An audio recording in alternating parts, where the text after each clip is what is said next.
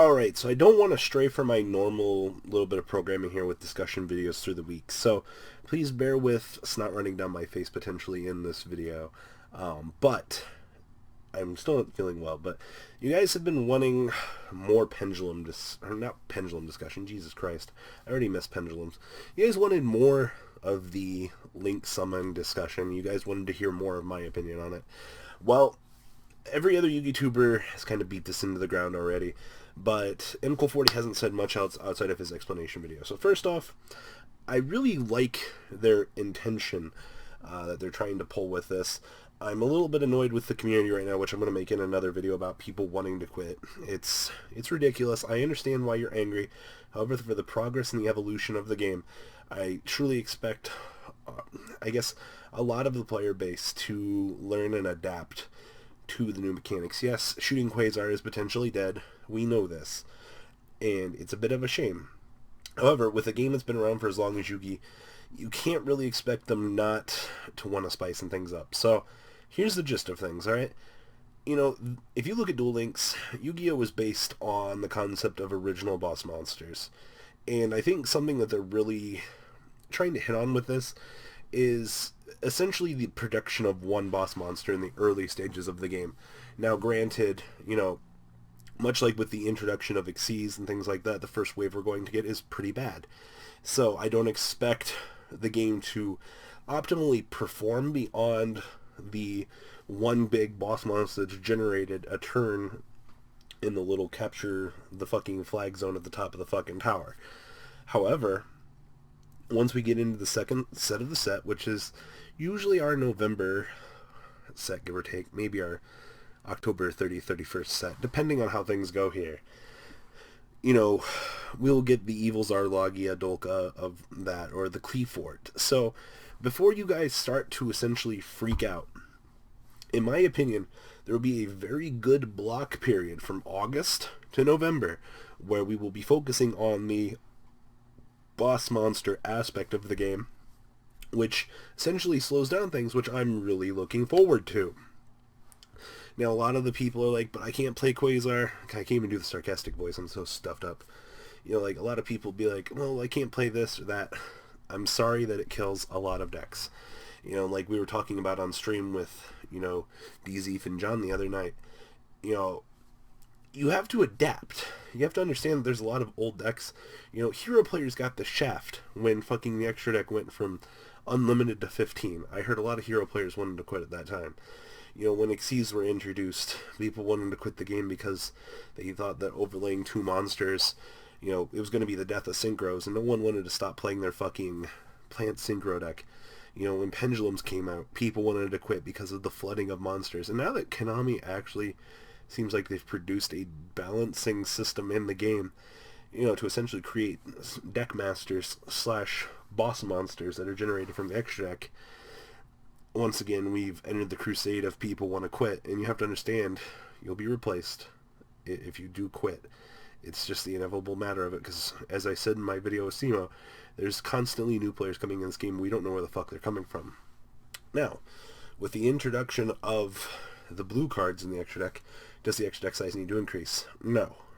Honestly, before Link monsters in the first block, I don't think we need any increase in extra deck size, because a good majority of those monsters, you're not going to be able to produce more than one a turn. And granted, if it's ruled the way that you can just instant fusion out Norden and then overlay with it, then you left with one boss monster. And then you have to decide, like, is it worth it just to leave my boss monster out there that is literally just a Dweller? Like, do you want to end on a Dweller? I think a Blue Eyes player has a much more optimal field of just Spirit being able to tag out into, you know, Azure Eyes and produce Blue Eyes. I mean, like, that's the perfect boss scenario that I guess they're trying to achieve. Now, we talked about pendulums. Pendulums are technically unaffected by this. You know, we'll use Metaphos for an example. Sure, you can P5. That's fine. You still can only set 3 back row if you have your Pendulum Scales active. As soon as you turn off one, it returns to a Spell and Trap Guard zone. That's fine. I understand that. And at most, you'll be able to make a Mithrilium up in the top corner. And then you'll have to use your Quick Play Fusion to make Alcahest with that Mithrilium. Obviously, with the way that it's looking at the moment. Now, that's not entirely bad. Actually, I think that is pretty fucking balanced. You're fundamentally doing what your deck should be doing with said boss monsters, and I really like that aspect. Obviously, Pendulum 5, make one extra deck card a turn, is not within the bad aspect of the range. That's fine. Even Zodiac can still continuously just overlay.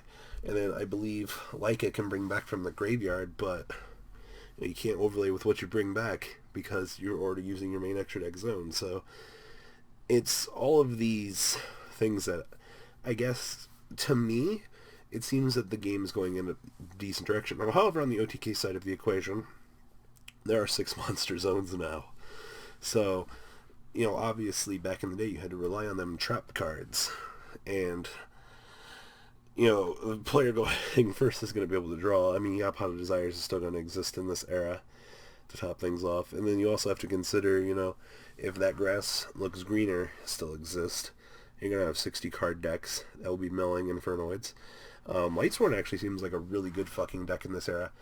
And I know a few people touched on that, but, Lightsworn and Water have two of the best scenarios for this, because Water has always been able to consistently create OTK scenarios going second. A Lightsworn always has had Judgment Dragon at their disposal, So I'm kind of just looking forward to those decks returning. To an old player like me that sat through Teledad, through Lightsworn, it's really cool seeing the fact that extra deck explosion spam becomes thoroughly limited. And you can make the argument of using link monsters to make those things, but you still have to understand, in your opening 5 cards, okay, so you can make a link monster, but where the fuck are you going to get the other resources to continue on with your combo? Obviously, Zoo can do that in Zoo's current state, but that's not to say that Zoo won't be, I guess, nerfed by that time. So, obviously, at the end of the day, I think a lot of people are, I guess, they don't know how to handle this. Obviously, I've said it before, I've said it again, I'm going to continue to say it. I'm really looking forward to just playing Zephyr in this format. I recently discovered Zephyr from the OCG. I adjusted a couple cards, I've been playing it. Obviously, Zephyr doesn't have any real strong attackers, but, having Gamaton to be able to pendulum summon twice, it doesn't happen as much as you fucking think it does. However, this is the heat resistance. You do have the ability to resolve and search for your trap cards, and it's one of the cool things that the one spell that banishes from the graveyard that acts like Void Seer provides you. It's that conditional protection. I think a lot of decks are going to be wanting something like that. Obviously, it's going to be one of the few decks going into the new era that will have everything kind of just packaged in already, much like Lightsworn, much like Water. And I'm definitely looking forward to kind of just that general revival, pushing through the already, I guess, persistent block that exists. Obviously, we've already heard a few people make the comment of being like, well, you can't play Keystone anymore. Well, you shouldn't have been able to just card itemize, set everything either way. It's kind of, I like how they balance that. They're like, here, you're going to have 3 spells and traps, and we're still going to let you have your essential back row removal. So that was definitely one of the cool balancing aspects of it. Obviously, with Zephyr, you can still play your one thing from the hand and do as you need to, optionally going through 3 back row. Obviously, your opponent's not going to be able to probably go through multiple back row in a turn. So there's a lot of limiting aspects in that regard. So, sorry, my mind's kind of everywhere at the moment, because, like I said, I wanted to talk about Zephyr in this video, and touch on the aspect of the boss monster, and that the pendulum archetype isn't terrible. And to top things off, they're not going to be producing as many pendulum monsters going into the next era. It's much like Xyz and Synchros. They will still exist. They're not going to be as much of them as there are now. So remember this.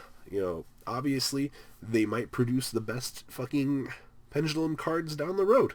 That's not going to stop them. They fucking didn't. Look at Zodiac. Zodiac came out not in the era of fucking Arc V. So that's just something to keep in mind, that at some point they could produce something much better. And as I said, That's not without the range of speculation. It's just for the time being, we're going to be focusing on the blue cards, going through the first 2 to 3 sets of the block, and obviously once we start to reach the mid-climax, the 4th set, as we're approaching the 5th, 6th, 7th, 8th set, things will start to have more boss monsters, we'll have more problem cards in the game, and much other things like that, but that's not to say that they won't be releasing a lot of support for a lot of the older decks now to bring them up to speed, creating a spell card that basically allows the terraformation of zones for those decks. I definitely could see that, and I've mentioned that already when I was doing a discussion with John in Zeef. At some point, they will make a generic card that every deck can play or have access to that will potentially terraform zones, whether or not it be an Xyz, a Synchro, or things like that. But Konami isn't going to let this change overall be negative towards a lot of players. And they've definitely proven that they will create new things in new ways to allow for the overall expansion and, I guess, overall general things for these things. So don't be discouraged already because you think your deck is dead. That's not without anything. However, this leads to a new level of innovation, a new level of creativity, and I guess making the game a little bit easier for new players to understand. It is essentially just old Yu-Gi-Oh! And as I said, I'm a big fan of that. I know a lot of people aren't because a lot of people were brought into the new generation of just fucking diarrhea everywhere. Like, it's coming out of my asshole everywhere, man. It's just exploding, and there's nothing you can do about it. At this point, like, the game is just so degenerate that this was one of the only factors to really balance it. And I'm definitely happy that they did, but potentially at the cost of a decent amount of players that are going to quote-unquote quit. I don't think it's going to happen. As I said, I'm going to make another video at some point potentially addressing that issue. Obviously, leave a comment on this video and tell me what you guys think. Obviously, everything in this video has been my experiences and is based on my experiences. My opinion does change from time to time, so bear that in mind. I know I've said some pretty stupid shit over time, especially with Snatch Steal not being a good card. And obviously, we could be missing something here. So, obviously, I'm not discounting Zodiac either. Not for any stretch of the imagination. I definitely think that Zoo will remain a good deck as long as nothing gets hit in it. And I definitely think that we're going to see probably one of the biggest changes in the ban list history. Actually, it might be the biggest change in the ban list history with the introduction of the new archetype, because,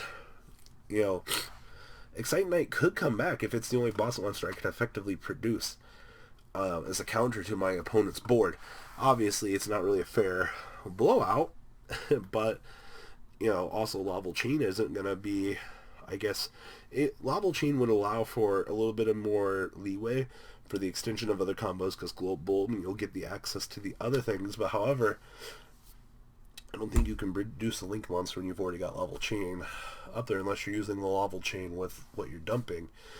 So it definitely, there's going to be some cheeky things that are going to happen. Obviously, there's a bunch of cards still unannounced. And like I said, there's definitely, what's stopping them from doing a generic draw card like fucking Pot of Desires that allows you to terraform your zones.